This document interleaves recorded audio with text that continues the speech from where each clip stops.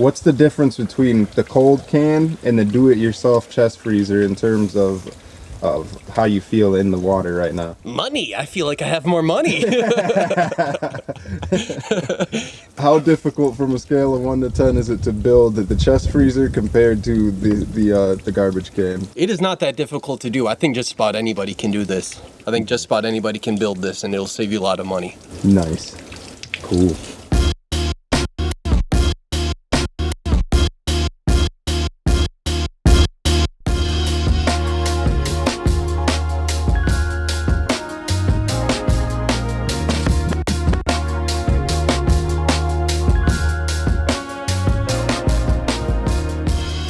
Hey guys, Joe here. Today I'm going to find you a cold plunge option for every budget. Rather than spending thousands of dollars on turnkey cold plunges from big name companies, this will target no cost to low cost alternatives for every level of income. Most of these options require little to no mechanical skills, and some utilize items in your home already. My goal is to make cold immersion therapy available for everyone, for I've personally found the benefits to be incredible. I hope to dispel the myth that cold plunging is only for the wealthy. It's not. It's for everybody. As we proceed through the list, I'll be sure to explain what is gained as we increase the budget, and timestamps will be located below to skip to a specific section within your price range. I will also provide links to the items I used located below. Side note, although ice baths generally use ice to cool the water, and cold plunges use other means such as refrigeration and chillers, I may use the words ice baths and cold plunges interchangeably. They both are means to an end. Lastly, be sure to speak to your doctor before engaging in any new activities such as cold immersion therapy. Alright, onward. Let's start by defining deliberate cold exposure. Deliberate cold exposure is the practice of safely and intentionally exposing your body to a cold climate for a period of time. Wim Hof is one of the biggest names who've popularized this. He's known as the Iceman, and there's a chance you've seen him around. Well, what are the benefits of the practice? I will not go too far into depth here, but generally, the physical benefits include increased metabolism, brown fat activation, pain relief, cardiovascular elasticity, better anxiety control, and much more. If you want to learn more, I highly recommend Dr. Andrew Huberman's podcast on deliberate cold exposure. He goes in great depth on the topic. Dr. Susanna Søberg is the leading expert in the field. She has a great book titled Winter Swimming. He covers studies on the benefits and discusses the Danish culture in regards to the custom. I also recommend Dr. Rhonda Patrick. She's an incredibly knowledgeable resource on the subject as well. Okay, the benefits sound great, but I don't want to freeze to death. Well, don't worry, you won't. Studies have shown that the water's temperature does not need to be as cold as you may imagine. Temperatures as warm as 59 degrees Fahrenheit or 15 degrees Celsius for 10 to 15 minutes 3 times a week can achieve many of these benefits. Now being informed on these parameters, it allows us a baseline to work with. Prior to me building my own cold plunge, I hopped on Google to look for an affordable ice bath I could purchase. I was unpleasantly surprised. The cheapest ice bath option was the ice barrel. They wanted $1,200 and that did not include shipping. Mind you, it is essentially an uninsulated plastic barrel, a plastic stool, a plastic stand, and a cover. And although the website says it includes everything you need for a life-changing experience, I couldn't help but feel like something very critical from the ice barrel was missing. Anyway, since I refused to spend $1,200 on what I feel is essentially a glorified bucket, I had to search further. Most cheaper options I found were inflatable, some were made of cloth material. I wanted something more rugged and hardened. I later decided on a chest freezer conversion, but I'll get into that later. What initiated this video specifically was my buddy Marcus. He came over and tried my cold plunge. It was pretty funny. Anyway, after he gave it a try, he was interested in getting his own ice bath. His budget was low, which meant that options like the ice barrel were off the table. He wanted to keep it simple and keep it outside, using the Michigan elements to his advantage. This took the chest freezer off the table.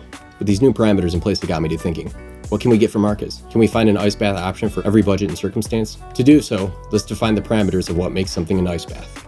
To be considered an ice bath, it must be able to contain water, have enough space to comfortably fit a person up to their neck, and it can reach or maintain temperatures below 59 degrees Fahrenheit or 15 degrees Celsius during utilization. These are a must, but I think an ice bath should filter the water and it should sanitize the water. We'll get a bit more in depth in temperature control, filtering, and sanitation a bit later. Okay, let's get to the list. $0 to $100 range.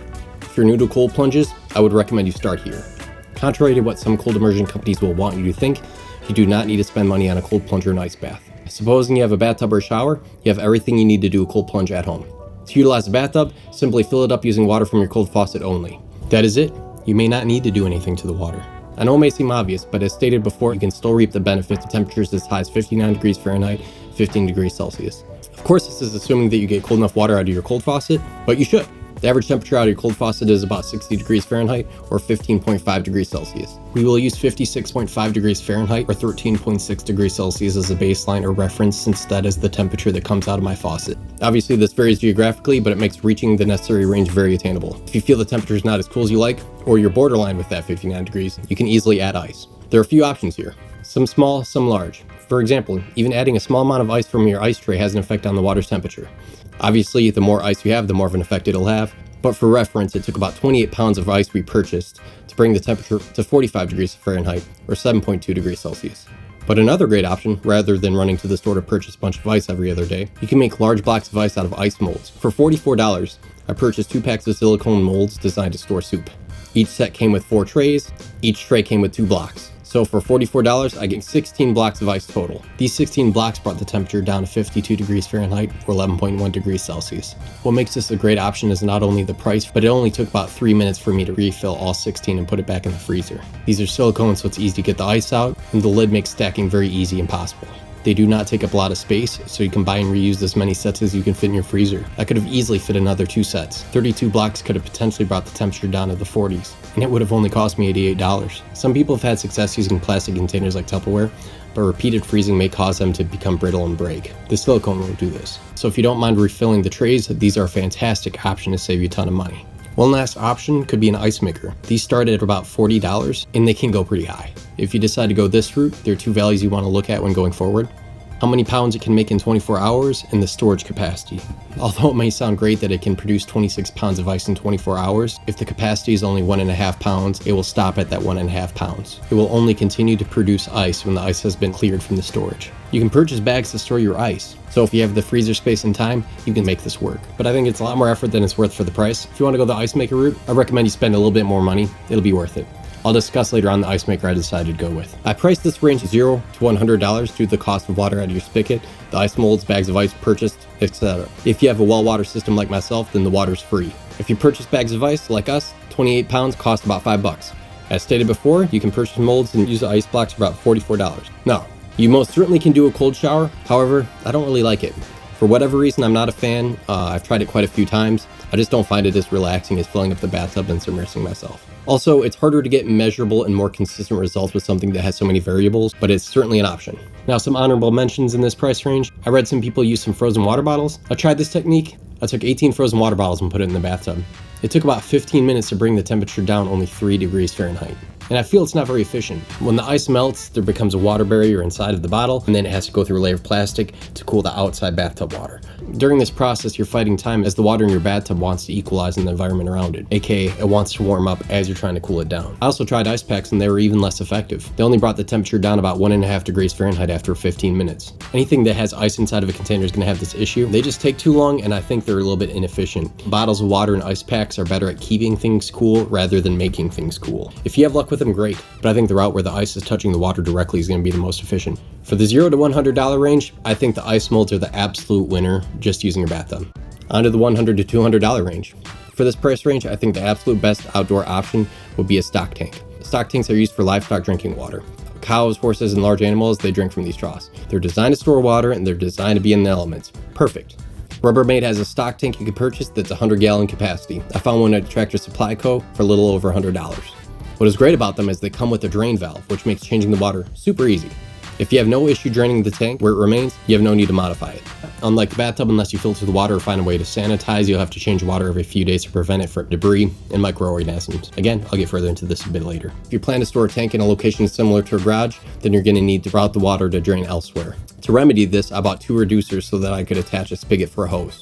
A 1 1/4 to 1 inch reducer, then a 1 inch to 3/4 inch reducer did the job. I also used Teflon tape or plumber's tape in the direction of the threads to help ensure the reducers would not leak as well. I'll keep this in my garage during winter, and now I can drain it outside. As stated before, you can utilize previous practices like spray cold water, ice molds, or bags of ice. If you keep the stock tank in the shade, it may keep the temperature relatively cool. In some climates, you may not even need to add ice. Cold summer nights will keep it as cool as you need. Similar to the bathtub, we needed about $5 worth of ice, 28 pounds, brought it down to 45 degrees Fahrenheit or 7.2 degrees Celsius. Other considerations: for an additional $25, I was able to find a cover made specifically for this 100-gallon stock tank. This helps shield from bugs, debris in the summer, and keep the snow off it in the winter. For anyone looking for the cheapest and easiest option for an outdoor ice bath, this would absolutely be my #1 first choice. Still, I looked into other ice bath options. I tried a 55-gallon drum. I found one online from Home Depot for about $180. Took a few days to arrive to my house. When it arrived, I hopped in immediately for a dry run. My first thoughts weren't so good. It's a little bit difficult to get in and out of, and actually this is one of the biggest complaints I read on the ice barrel. Once inside, it was a bit difficult to sit all the way down. My knees were hitting the sides pretty hard. I was able to squeeze past a certain point, but it wasn't a good start. And unlike the stock tank, I needed to install a drain plug myself. Not a huge deal. It was achieved using a $12 step drill and a $15 ball valve. Once the hole was clear of debris and smooth, I put my spigot in place. Once torqued down, I placed it outside. Although the 55-gallon drum may be a good option for shorter people, Marcus is 6'2". This is about as far as I can get down. He did not think it was gonna work. I don't think it's gonna work. I filled it with water and ice and gave it a shot. I have to say, I'm not a fan. I don't think it's a good option for me. I'm about 5'10". I'm not a super tall guy, but it was hard for me to sit all the way down. Maybe it's an option for anybody about 5'8" or shorter, but for me, I'm not liking it. It does come with a lid, which is nice, but for that price, I don't think it's a great option for anybody taller than 5'8".